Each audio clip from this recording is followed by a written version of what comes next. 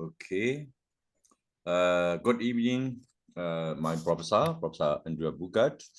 Good evening, my colleague from Myanmar as well as from Singapore, Japan. Tonight we have a very excellent presentation from my Professor Andrea Buerkert. Before his talk, I would like to talk about his brief biography. Professor Andrea Buerkert is German, and then he is a full professor of organic plant protection and agro-ecosystem research in the tropic and subtropic Faculty of Organic Agricultural Science in University of Kassel in Germany. He is one of my supervisor, and then he loved Myanmar students. So he have been trained, I think, up to 4 students. He is willing to train many more students in the future, hopefully. Allow me to read his qualification. He finished master degree in International Agriculture Development in University of California, Davis in 1989. Doctor of Agricultural Science in Agricultural Science in University of High in 1995. Habituation and barrier ligandity in plant protection in the tropic and subtropic and plant nutrition University of High in 2001. Professional career in 1995, he got a PhD thesis with well-known plant nutritionist. You know that Professor Marshna, Professor Horst Marshna, plant nutrition University of High, the entire effect of crop residue, phosphorus, and spatial soil variability on yield and nutrient uptake of palm millet in southwest Niger in Africa. And from 1995 to 1999, postdoctoral scientist in the DFG funded research project, effect of side factor on the efficiency of organic soil amendment and nutrient flux in agriculture system in the West Africa. From 1999 to 2002, attained interim professor of tropical crop in University of Kassel. At that time, I was his student. And 2002 to 2004, guest lecturer at Kabul University, Afghanistan, Jizen Agriculture University at the Myanmar and China Agriculture University in China. And 2008 to 2011, he was Vice Dean of the Faculty of Organic Agriculture, University of Kassel. Since 2004 now, he is a chair full professor of organic plant protection and agro-ecosystem research in the tropic and subtropic. And scientific activity, he has been working as vice director of the DAD-funded project, University of Kassel Academic Ethnic Company, DAD board member, Academic board, co-speaker of coordinator newly established DFG-funded research unit, and professional expertise. He has been published more than 300 peer-reviewed publications in Texas 55. Process-oriented assessment of the biophysical sustainability of low-external inputs and agropastoral ecosystem, soil fertility, nutrient management and measurement of C, N, and P flux in dryland, and scale-sensitive analysis of the effect of the land system. And total third-party funding since 2001, he has been working for 10 million euro for research individual project and several large international research with German Science Foundation, DFG, German Ministry of Education and Research, BMBF, and the German Academic Exchange Service, DAD. So he has been working, he has been active now. Professor Buerkert, to you, the floor is for you. Thank you, Sia. I call him Sia. Dear Myo, dear audience, too many words of praise. I am a normal scientist trying to bring people together from different parts of the world. And I have been very happy to have always found the right students for the right job, among which Myo was certainly one of the brilliant ones that really made sure that we don't forget how important it is to work for the next generation. And that we are really sure that we should take care of education wherever it occurs. And therefore, I'm very honored and very thankful that today we have that opportunity to share some of the most recent approaches that my group and I are pursuing. And I would like to make sure that you all see my screen. Is that right now? Yes, yes, yes. Okay. I would like to talk about a new concept that my group and colleagues at University of Göttingen have developed over the last 3 years, and that is also crystallizing in a recent publication in Sustainability Science, which has echoed quite a bit of support and curiosity. And the phenomenon is rurbanity. You may say, oh, certainly that's a wrong term. It should be urbanity or rurality. No, the term is right. That's exactly what we want to evoke with. Rurbanity is the amalgamate, is the confluence of the rural and the urban. And we believe that it is a phenomenon that is as old as humanity, but during the last 20 years really became the dominating factor shaping our societies. And I would like to introduce that phenomenon and some examples to you today, and would welcome any questions at any point in time. If you have, during my presentation, a question, just interrupt me, try to send me a message, and then I will stop. Otherwise, I continue on for about 35 minutes, 40 minutes, and we will see then how far it goes. I would like to, first of all, make sure that this thing here works, which it doesn't. Yes, now. I would like to thank also the donors that have supported our work throughout the time. That is, first, the German Science Foundation by awarding us a research unit to allowing us to do joint collaborative work in India, in Bangalore, for the last 9 years, the German Academic Exchange Service, and the Alexander von Humboldt Foundation. You all know that urbanization is important, as you live in a country that has a few major cities, although they are, of course, much smaller than in your neighboring countries. And as you see on this graph, on the right-hand side, the 50% threshold between urban and rural has just passed in about 2012, 2015. And we now have about 54% of the world population that lives in city or in larger agglomerations. And this is particularly accentuated in Asia, where until 2050, we expect 64% of the population becoming urban, while Africa is lagging behind. But the interesting phenomenon is that if we compare the two, Africa and Asia, and we'll try to do that during the next 30 minutes, we see that while Africa's urbanization is lagging behind, and the cities are much smaller, the growth rate is larger than it is in Asia. So that's the growth rate. The absolute growth, of course, the number of people that flock into urban areas is much higher in Asia.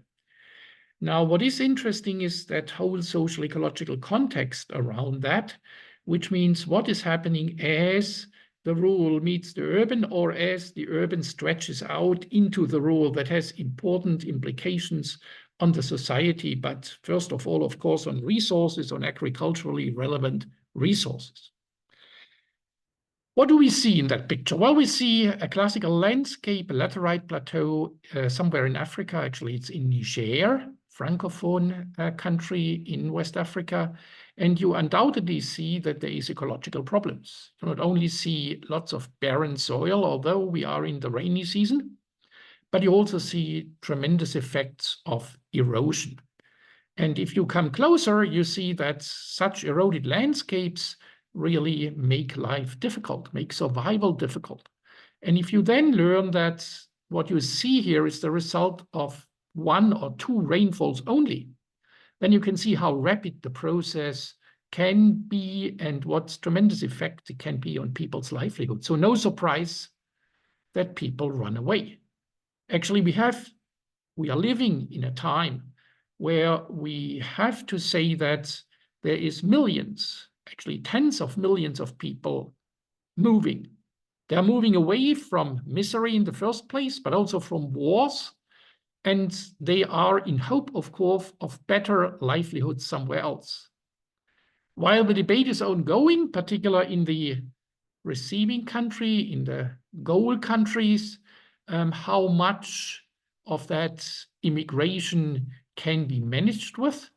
And you also know that there is a big debate going all the way in the United States and also in Europe, what to do with borders, how to secure borders, what are the prerequisites, educational and social prerequisites for receiving those people that are migrating. We have to realize that worldwide we are historically all migrants. All major Homo sapiens streams came out of Africa, mixing then with Neanderthaler and with Denisova people, and then stretching out throughout Asia all the way into the Americas. So migration is nothing new. It's something quite natural, something that is very much part of human identity, human culture. As we understand this migration, as we understand the needs of urban agglomerations to receive people, we may want to look into what they really are. What is a city? How did cities come along? What was people's desire to move into cities? And how does that relate to what we are experiencing today? And what are the consequences of ecosystem services? Let's have a quick look at the history of urbanization as a global challenge of our time. And let's do that by realizing that the spatial clustering of settlements and of people has, as I said, a long history. And what you see here is actually in these yellow dots, a representation of how urbanization occurred. Let's be silent for a moment and just look. And let's look where priorities are and how late, for instance, Africa is in urbanization, in developing cities, and how late is the Americas. It all happens at the time now, as you see, in Asia and in parts of Europe.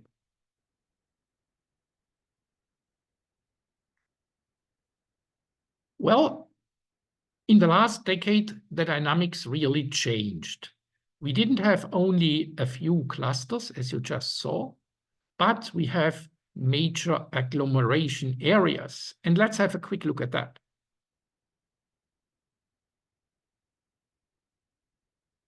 Particularly now, look at what's happening in Asia as compared to Europe, as compared also to Africa.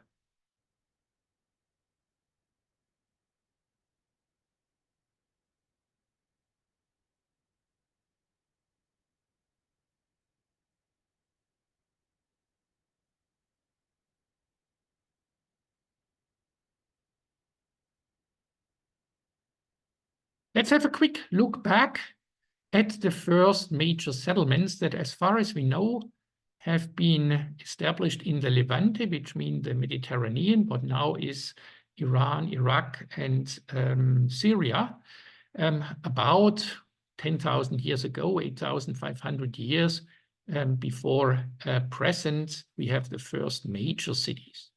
And we see that Aleppo and Jericho are two of those places.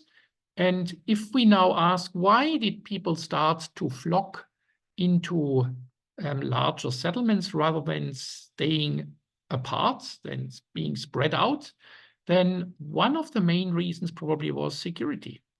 And when you were in a city, you could help each other, and it's not for nothing that the first major cities were in dry areas. They were not in the floodplains, but in the dry areas, likely because people could have exploited the advantage of not having that much vegetation around them, which allowed enemies to hide. So if you were in a dry land, then you could see far, you could see the animal coming, you could possibly also run away. And if you were able to manage the water, which was a real issue, then you could even grow crops. The second issue, maybe even more important, was that dry lands are less prone to societal diseases. There is less problems when people live together of insects, in particular fungal diseases, and also of bacterial diseases. So people had to take care of their leftovers, and the human manure and the animal manure was a major sanitation problem, and this, of course, was less dramatic in the drylands. And the examples of those early cities show that very much. You see here the city of Java in Jordan, 5,000 years back, had already a wall of 4 meters thick, which means that people have invested a lot of labor in establishing their own security, and the same was true for their sanitation. Many of the features of the first human settlements came up at the same time. About 5,000 years ago, in the Copper Age, in the Chalcolithicum, we have that in the Indus Valley in Jordan, but also in Stonehenge in England. So regardless of where people were, there seemed to have a boost of cities, of urbanization, early urbanization going on in about that period, the Chalcolithicum. Interesting is that this also was reflected in stories, in tales, and some of these tales made it even to some of the world religions. If you look at Islam and look at Jewish faith, and you look at Christian faith, of course, in the sequence of Jewish faith first, then Christian faith, and then Islam, we see that all people were dealing with the wickedness of cities and with a romanticization of the countryside. Values were apparently much better in the countryside, whereas in the city, with all the anonymities going on, people were doing things that were unthinkable in the countryside. Many of the cities, we also realize, grew to collapse. So that was the foundation for a mystification of pastoral religions. And all these 3 religions that we were just discussing about, monotheistic religions, actually reflect that codification of pastoral values. And if we nowadays talk about Sodom and Gomorrah, if we talk about what happens to those early cities in legend, then we refer to this conflict between the urban and the rural that, as I wanted to show, is quite an ancient conflict, is an ancient phenomenon. A few examples of abandoned cities in Asia you see listed here, in India, but also in what nowadays is Pakistan, and in Cambodia.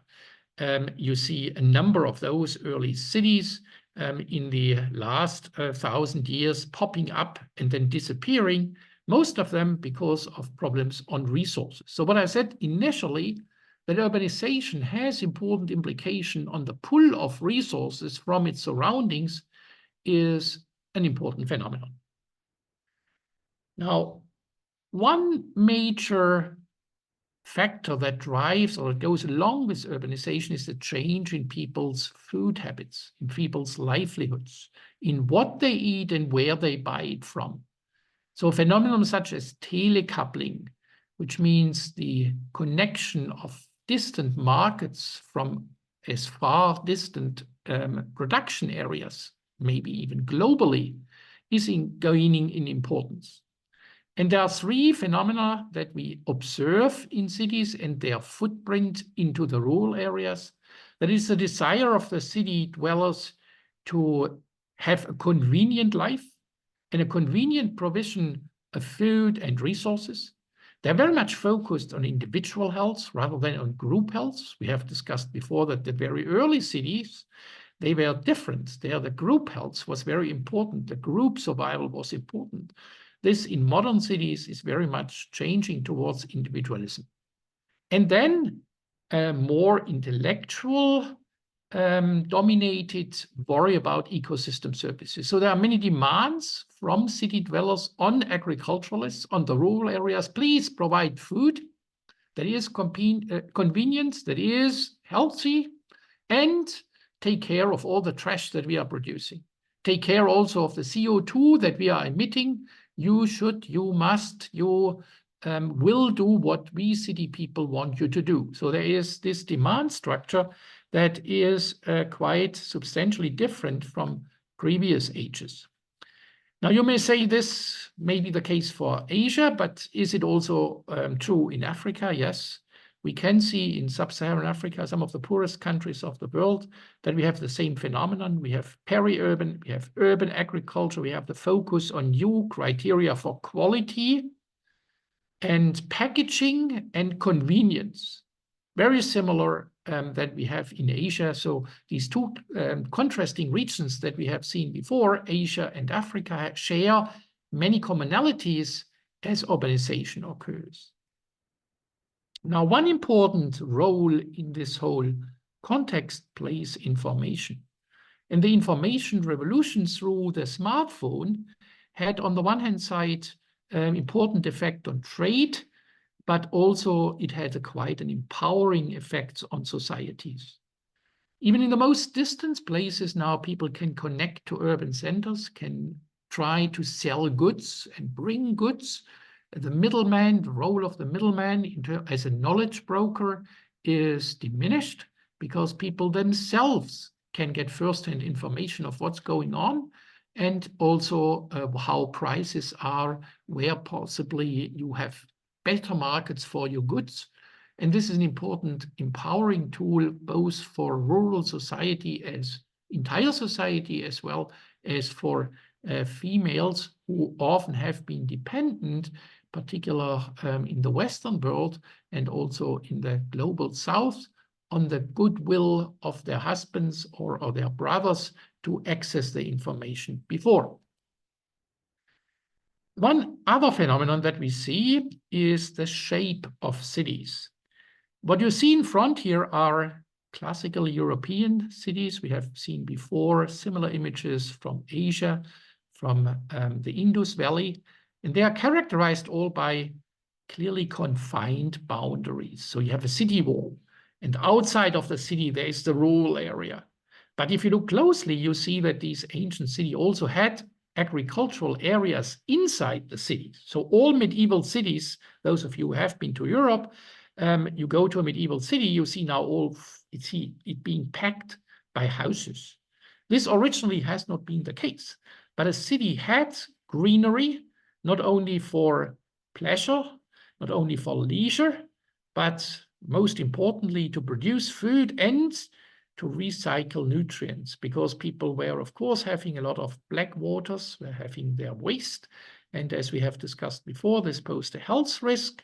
So this was, to a good degree, under the intensive production conditions of the city, was recycled inside the city. And it avoided also that a city had to give up when it was beleaguered by outside enemies, because people could grow their own vegetables and combine that with starchy crops such as rice or such as wheat or such as barley, and would such stand longer a siege by enemies.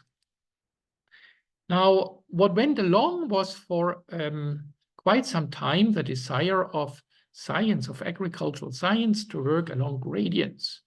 And you all may know that so-called Thünen rings, that what you see here in front, whereby forestry changes with agriculture, changes with animal husbandry. The closest to the city was often the animal husbandry, because you wanted to have fresh milk, and that transportation facilities were slim, were difficult, and therefore people wanted to have those perishable products such as fruits and vegetables and also as milk close by.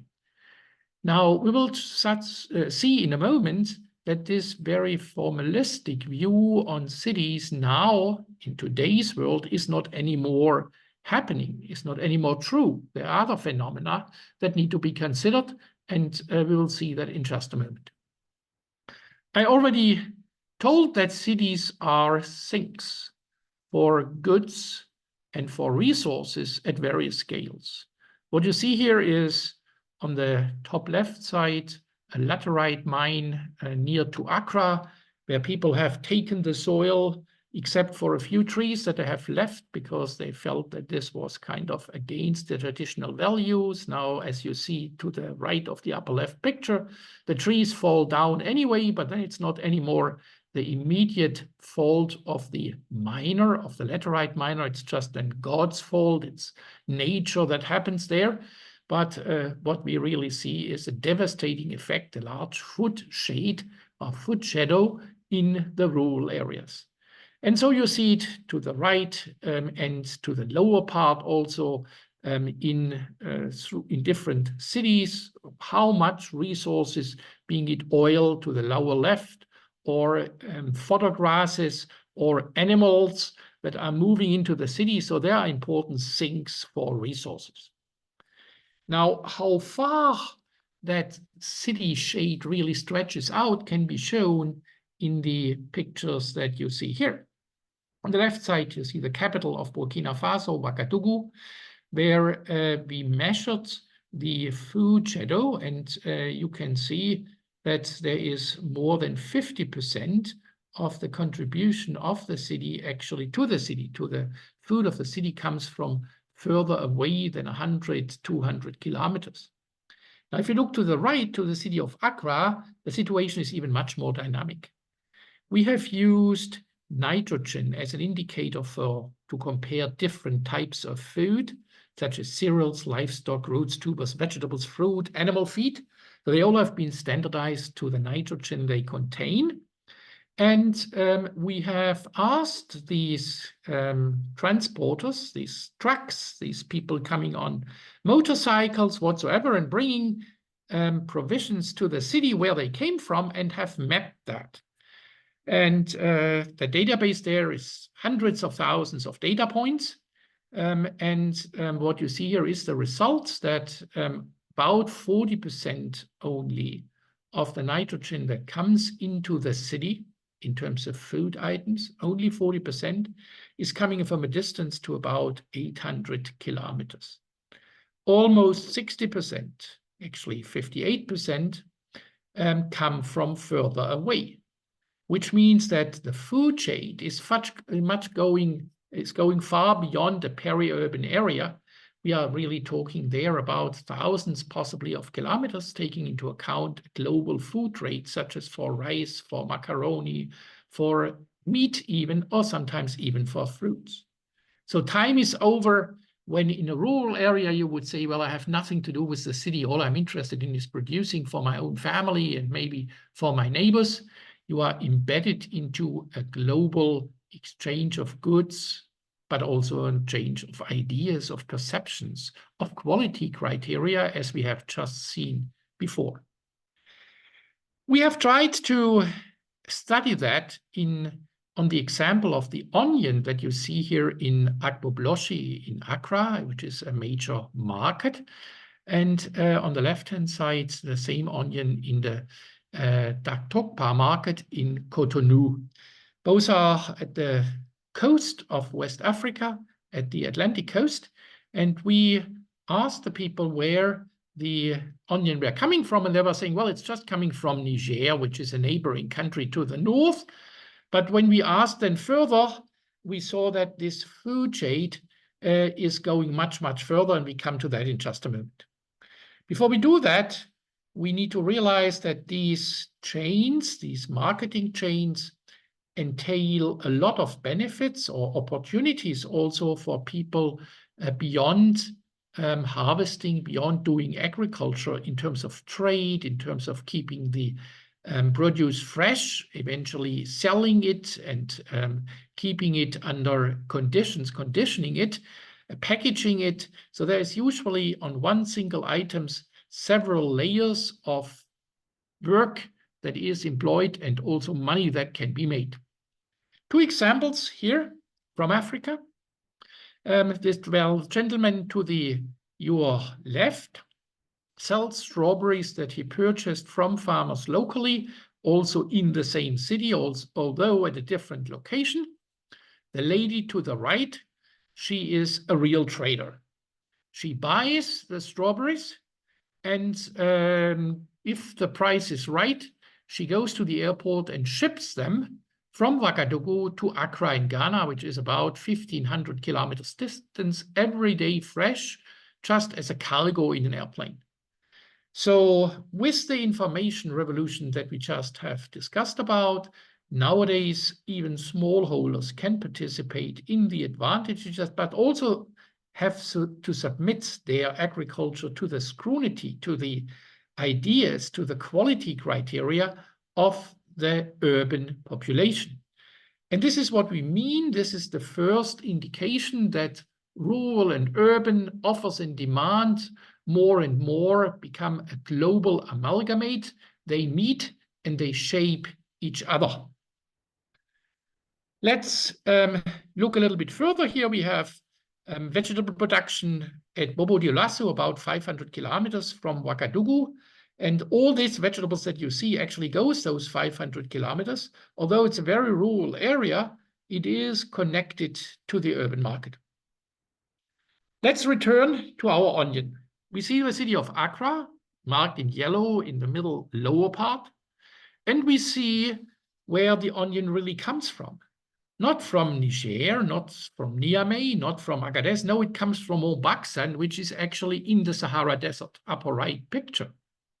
So it's a laterite plateau, a granite plateau at about 1,000 meters elevation, about 600, 700 meters above the surrounding desert, 1,000 meters above sea level, that is strongly impeded by scarcity of water. Now, what we will see in just a moment is that the demand from the cities, again, remember the picture from below, from Ghana, has led to farmers cultivating the desert. They have started to drill wells. Actually, in 10 years, they have about a 5-fold increase in wells.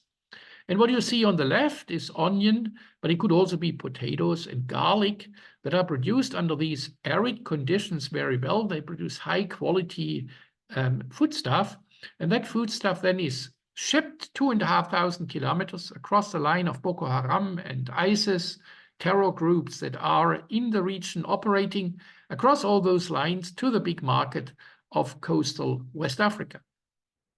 We see the effects. Here are some satellite images. When you look at the 1st of August 2011, there was basically in this zone that we are looking at, there was no greenery, there was no agriculture, no irrigated agriculture, whereas 10 years later, there has been a dramatic change. What does that mean? Well, we have virtual water, we have also nutrients, we have basically the results of often millennia-old accumulation of organic carbon that now is being mobilized, that is being emitted also into the atmosphere from marginal rural system into the cities. And these cities determine the quality, they determine how the people produce, what they produce, and finally, through offer and demand, also their revenue. So the dependence of the rural area of the city has grown tremendously over the last, let's say, 20 years. Here you see what happens to the water demand at a precipitation of about 200 millimeters. You have a potential evapotranspiration of about 10 times as much, more than 10 times as much, which means that as people expand the area, see here 2021, 2022, from 78 hectares to more than 100, they increasingly compete for the same resource. So the classical Ostrom's phenomenon of scarcity and people then battling for water, we see that happening in Mobaksan with these onions quite a bit. I would now like to share with you our experience that we had in that Indo-German funded project that was, as I said, a joint project between the Department of Biotechnology in India and the German Science Foundation. And we try to understand what happens if a city like Bangalore grows into the rural hinterland. What then happens to the rural hinterland, what happens, but also to the city. Where does the city get new inspirations? Where does it maybe get new ideas about what is really important and doable in quality management rather than having very abstract, very idealistic wishes? So we could study all of that. And we did that initially across a transect. Actually, it was a double transect, a transect to the north and a transect to the south. So what you see here in red is the impervious surface. and whatever is not red is not sealed. That is land that has been used for agriculture, for forestry, or that has been left idle. And this allows, using these gradients, allows to then calculate data, or to be sure that we understand data as a consequence of this rural-urban transformation, that there is a time component, a space component attached to it. You may be surprised if you check the number of cattle that are in Bangalore. And we are not talking here about the holy cattle. We are talking about production cattle. Nevertheless, has an important religious function in Indian culture. But these cattle are extremely useful in a materialistic sense. Actually, we understand from our surveys that in the city of Bangalore, with its 14 million inhabitants, you have about 50 to 60,000 milking cows and buffaloes. So a substantial proportion of the milk that people consume comes actually from direct sales. Some of the milk from this milk farm here in the city center of Bangalore goes also to a Kannada Milk Foundation, which is an organism that tries to collect milk and pasteurizes milk. But they are often in search for more supplies because people sell directly much better than the prices that the Karnataka Milk Foundation is providing. How important cattle can be even for local livelihoods and for spiritual well-being, you may see here.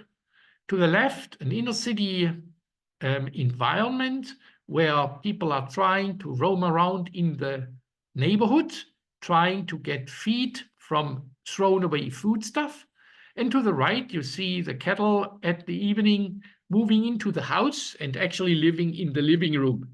You see that at the very back, this is not a classical stable, but this is a serious building where the cows are then confined and where hopefully milk can be gained. Key findings from our joint work in India was that, interestingly, the transition from the rural to the urban is non-linear in space and time. So there are fulgurations. There is no dissolution of factors from one side to the other, but rather there are turbulent flows. So there are certain areas where all of a sudden new ideas come up, where new settlement zones sprawl, and then new cities or new city roads, or perhaps even an airport can be established. So urbanization, we understand, is very selective. It's generating mosaic-like, highly fragmented and heterogeneous city lands, or if you want, rural urban hinterlands. If we go through that, what we see is that that phenomenon of urbanization or of urbanity could be well defined under a conditions, an attribute or a result of an ongoing dynamic transformation process, the being and becoming at the same time. And that is important because it means that we have here a stable equilibrium that in the concept may be applicable all around the world, particularly in the global south. We believe that sustainable urbanity, which means urbanity that is geared towards sustainable resource use, where there is a conscientious decision-making process to look after resources, after recycling, after also efficient use of water and nutrients, that this sustainable urbanity may have significant potential for transformation. It may actually organize space and society differently than it was before, but it may at the same time also have dramatic repercussions on the countryside. And we will see that in just a moment. Let's have a quick look at this city. Well, you may say it looks like a series of stars rather than a city. And if you compare that before to those medieval places with a clear city wall, it's evident that that's not the case here. We have little stars, which are explaining what I just said. local agglomeration of wealth, some ideas. Somebody had the intention to set up an industry there, or that he was successful or she was successful, or it is, let's say, also a place where higher education is happening, so university. What we can conclude is that city have an aurora around them. They have a zone of influence that may stretch dozens, if not hundreds of kilometers around, and that we need to take into account when planning future research in agriculture. So across the 3 cities studied here and shown here, which is Bangalore in India, Kumasi in Ghana, and Kenitra and Rabat to the very right in Morocco, across all those cases, we see that city fringes are not any clear anymore. They are diffuse. There is a continuous transformation, and there is an issue of global linkages that merit further investigation related to coupling. We assume that in this setting, we do have a large structural heterogeneity that leads to social plurality. But having said that, we are surprised how similar the gradient across the city actually is. We compare in the top Bangalore in India, the metropolitan area, and in the lower part, there is the Rabat-Kenitra corridor in Morocco. You see that the length of the transect is about the same, 45 kilometers and 50 kilometers in Morocco and in Bangalore. And if we take pictures from the ground, not aerial pictures, no satellite images, then we also see that the same distance from the city, we find the same cropping systems despite completely different ecological conditions, cultural settings, and also numbers of people. There seemed to be something inherent in that urbanization phenomenon that is occurring regardless of climatic conditions, of cultural constraints, and of spatial properties. And in order to understand that better, we propose to use 4 angles that we have here shown as flashlights, if you want. They allow to possibly understand the complexity of the social ecological systems in a urban setting. And the first one deals with institutions and behavior. The second one deals with lifestyles and livelihoods of people. Then we discuss about flows and connectivity. You may have remembered before that there was this issue of the flows of goods and services going into the city. That's exactly what is meant here. And then we have endowments in place. There are places that are more resilient to start with. They have better soils, that have wealthier custodians of the resources, wealthier citizens. All that can happen, and that's why, because of the effects of this wealth status on the endowments of place, why we have to study it. Examples here. You see to the very right, Dubai. Picture on Dubai. On the very left, you see Lucerne in Switzerland. Now, surprising similarities also here. Usually houses are having several stories. Usually if you look close, you also see that people start bringing nature into the city. In Lucerne, the middle back, you see a tower, a housing complex that is full of greenery, because the people want to have the rule, the peace, the health, whatever they claim to be predominant in the rural areas, they want to have that with them, although they also want to go quickly to do shopping or to do a repair or to make money, or that is much better in the city. So they want to have the best of the 2 worlds. And the same also we have here in Mumbai, or we have in Accra.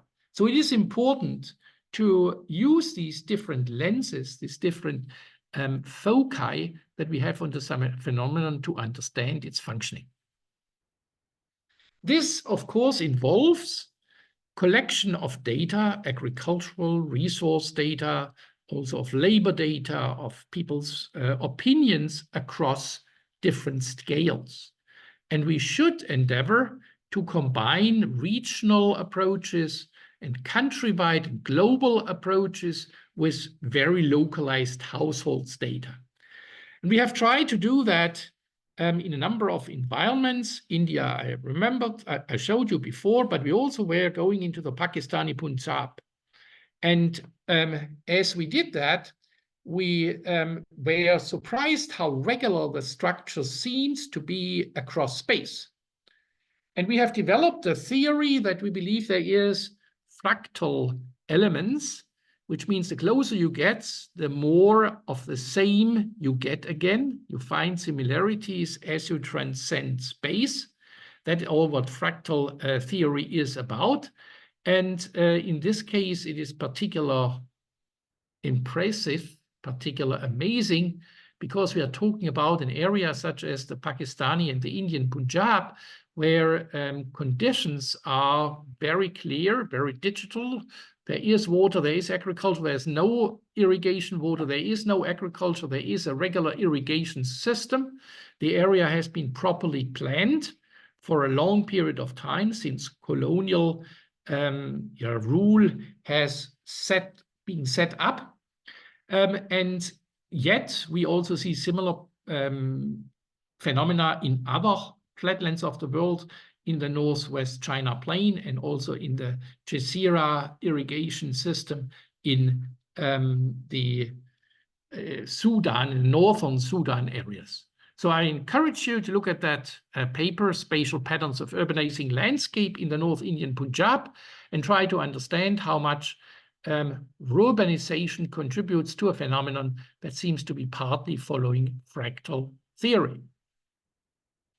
When you want to do such work, you need, of course, to be sure that you have partners. And I invite all of us to work with partners from different countries. We did that here in an example, for instance, for West Africa, by setting up ICDD, which was a major training and research unit at University of Kassel, where we worked with people from 9 countries very closely together over long periods of time. That's not something that you want to do in 3 years. That's not something you can do even in 6 years. So you need several generations of PhD students that eventually become professors and guide other PhD students for joint work.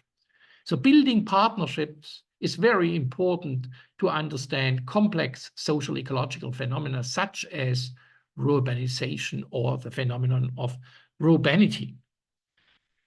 We then, in this particular case, put up other additional projects, such as you see here on the left, for Niger, Burkina, but also for Ghana and for Morocco and in India, and finally aim for big encompassing projects of involving up to 40 people, such as this research unit that we hope to start in the middle of 2025 and which may last as long as 2032. Now, let's look a little bit more into theory. What is really urbanity? It is, as I have said, the amalgamate of the potential of development, the to be, and the already being. So being and becoming are closely intertwined. And such it is the so-called wicked problems, where biophysical and social components interplay. We also have seen that space is important, that the drivers operate at different space, and that relations may be quite far stretching out. The phenomenon we address is telecoupling. We have shown the case of onion, of garlic, and of potato also in Africa. And this requires 2 different sorts, 2 different schools of thought that in the natural sciences are more important and less important depending on where you go to. Classical agricultural science, if it is interdisciplinary, believes in systems theory, given realities, in system boundaries, in network structures, and in dynamic and feedback loops. While social sciences looks more into social constructs, into relationships, into heterogeneity, and of meaning of things. And we call that assemblage thinking. Now, to understand urbanity, we need to amalgamate the two. We need to reconcile social sciences with natural sciences, or assemblage thinking with complex system theory. And two examples I would like to put forward now to illustrate what I mean. What you see on the left-hand side is a place that at first glance, most people would be horrified about. But it is a big place of waste where people recycle, deposit, burn waste. And at the same time, it is a tremendous resource. Because not only for jobs, but also because primary material are recycled and new opportunities to make a living arise. Although the environmental concerns are well justified, we see that there is social structures that allow people to work there, that allow people to be there in fairly safe conditions in terms of robbery, for instance. So it's not an uncontrolled social get-together. It's rather a very structured system where value chains are established across different scales all along this recycling that is happening. And in the middle of this, in the middle of these material recycling, you have a space also for fattening animals. I would say, how come? How come that such a technically dominated place, recycling of e-waste and the repair of computers, is linked to the raising of animals? Well, if we look into where these people who do that came from, we realize that they come from a rural context. So it's a classical situation where a city has attracted migrants. These migrants come with their skills into the city, and their skills initially are mainly as pastoralists. They keep animals. So they come with these skills, and as they start making money on the recycling by adding value to the recycled products across scales, where they invest is where they know how investment actually can give benefits. So whatever they invest, they will investment in cattle raising and in meat production. So we see how different worlds come together, and we also realize that the big market of the city drives this whole system. So given the demand, the illimited demand of the city of Accra for high quality meat, we see that in the scarce space of a e-waste recycling scrapyard, high value products are being produced, certainly with some constraints in terms of quality. We may discuss that in the discussion section, but I just wanted to let you know the origin, the understanding of the whole system that needs to be multifaceted, as well as the embeddedness into the larger context of a megacity that Accra is. Here are a few more pictures.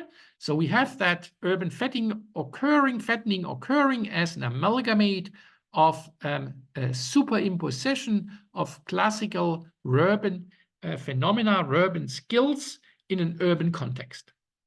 And here is now where our analytical framework starts to be important, starts to be useful, where these lenses, institutions and behavior, livelihoods and lifestyle flows and connectivity and endowment in place really allow us put together to understand the phenomenon, to probably derive rules that may allow a safe utilization of space and also to ensure quality of products.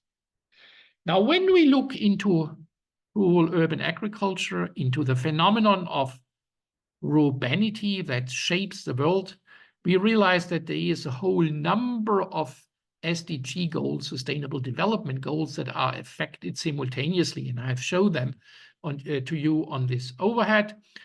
Certainly can also share a PDF of it, so you can look at that into more detail. So the phenomenon is of crucial importance for the debate on sustainability of human land use worldwide. And as I've shown you, it stretches around the world.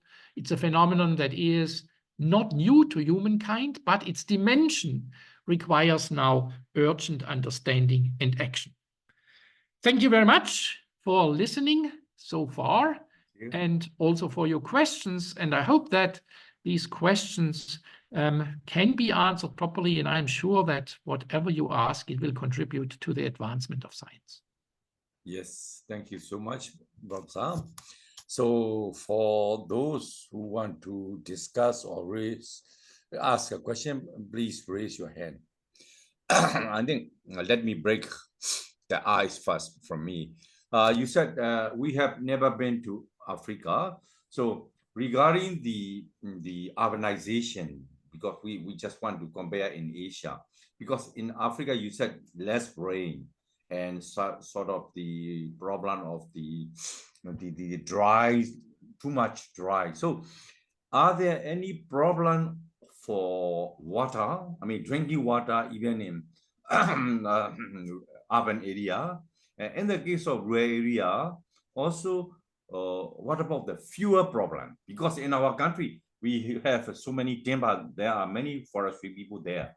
So, how can they solve the water or fuel problem in rural area or urban area?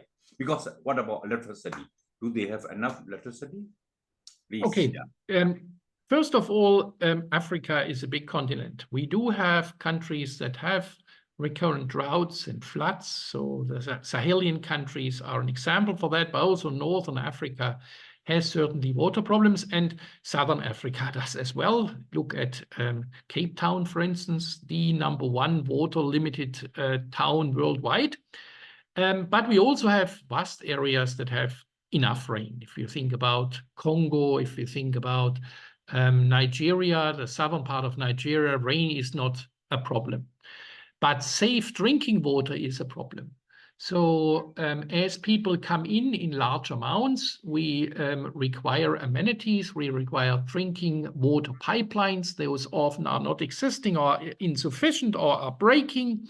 So there is infrastructural problems, I would say, to at least the same, if not larger degree than in Southeast Asia and in Asia, because your cities are, as I said, in absolute number growing faster, but in relative terms, they are already more saturated.